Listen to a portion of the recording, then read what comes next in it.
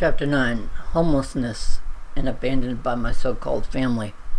Shortly after moving to Durham, I was essentially homeless. David and Quilpen were only offering a place to stay temporarily.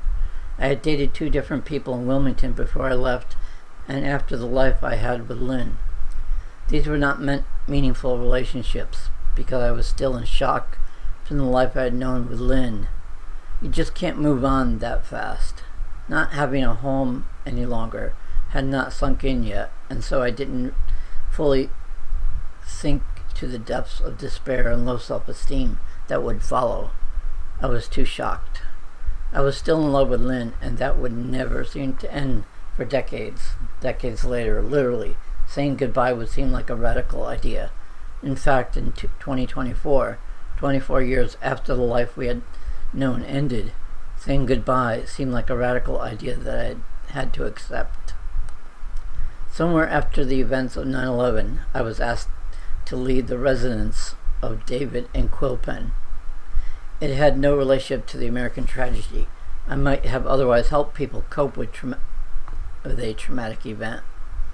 However, I was in shock. I couldn't process the events that had happened in my life when I lost Lynn, our home, the life we built and knew, my career. It wasn't that I didn't care, I just couldn't register these events as events in the way that I had experienced life previously. How could my life be destroyed by a fraudster pretending to be a therapist and calling himself just a support person? The best way to characterize my life that began when I moved in with David and Quilpen was that I was couch surfing. For the next few years I would be couch surfing with different friends and or living in a homeless shelter. Technically, I had beds in the homes of the friends with whom I resided.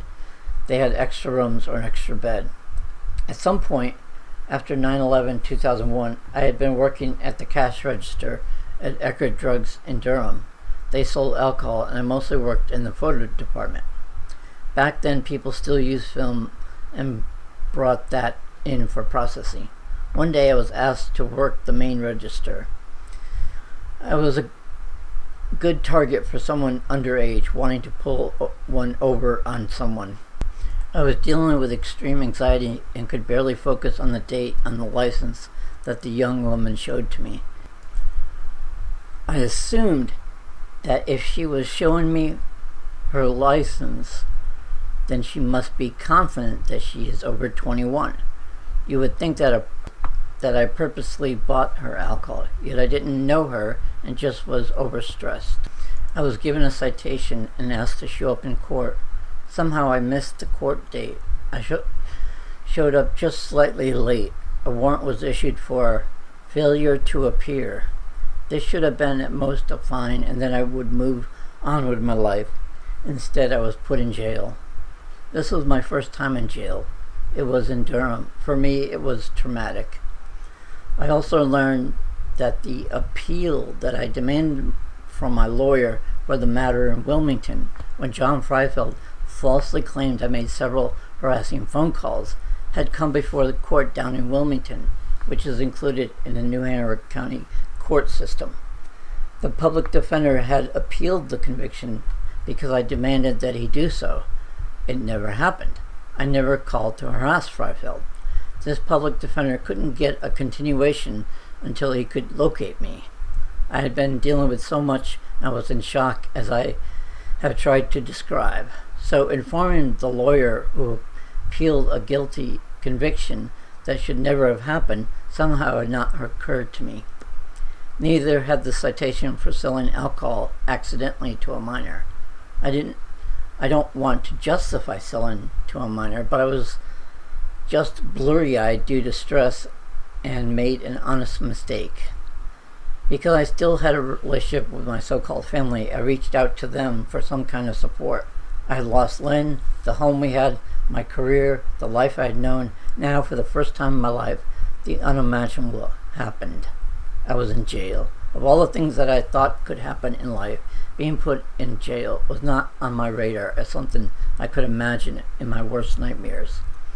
Going to jail for someone who graduates from a town like Southington near the top of the class, never gets in trouble growing up, goes to a prestigious college to get an engineering degree, and then continues on to get a graduate degree on their own and build a successful private practice as a therapist.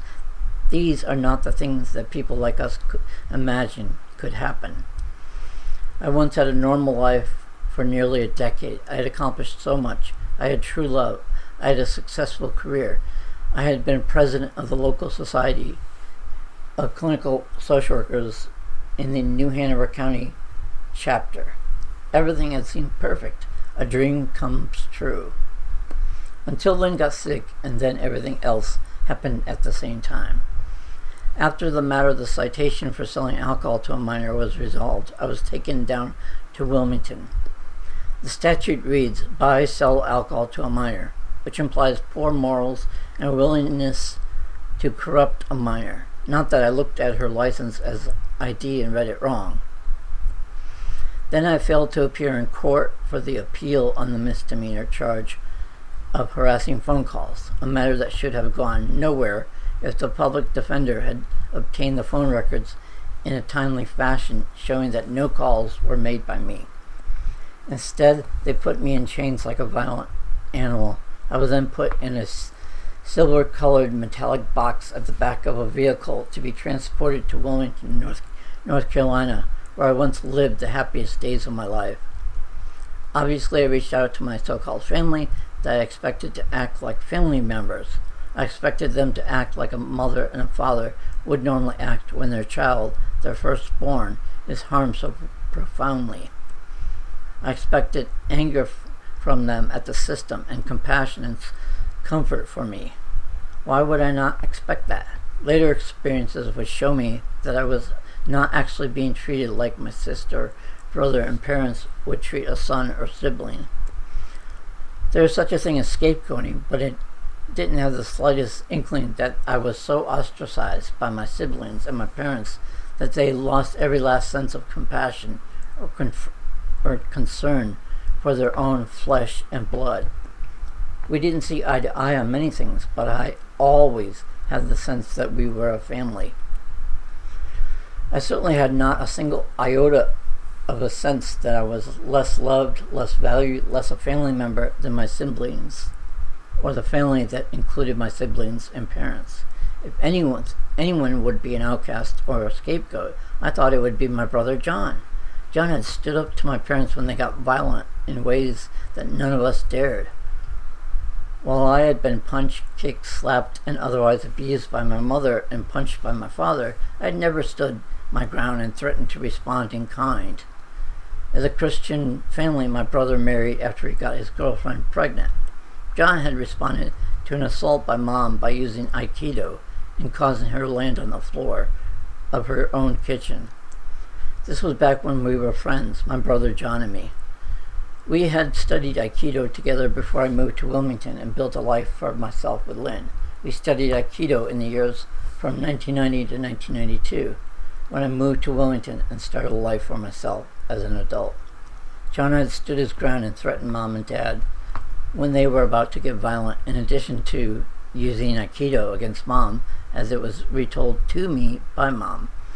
I could put things together and figure out that she lost her temper again, tried to strike John, and ended up on the ground in the kitchen. He had been brave enough to leave the house and stay elsewhere when things got out of hand during that time in Augusta, Georgia, the same home where my mother saw my father die and where my mother lived until Carrie put her into a nursing home or some other place before she died.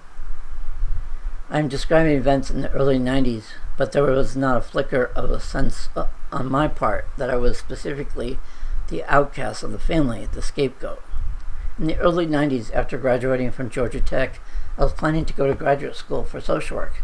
That was well known and accepted. I knew my parents couldn't pay for graduate school, and I didn't ask them to do so. I had graduated from Georgia Tech in 1989, and I thought that it was understood that it would be close to impossible to find a job as an engineer when I had plans to attend graduate school in a radically different field and career direction as a social worker. Sure, a social worker has more liberal views than the conservative view I knew growing up, but that never seemed to be something that would make me an outcast, a scapegoat. It certainly didn't occur in my wildest dreams that I would be totally abandoned if something happened to me outside my control or if someone tried to harm me. Lynn and I had lived as husband and wife for a large part of the 90s, and it never occurred to me that my so-called family would not be supportive if she became sick, nor would it occur to me that if someone tried to falsely claim that I committed crimes that would put me in jail, that they would do nothing. I never imagined that I would be abandoned by my so-called family.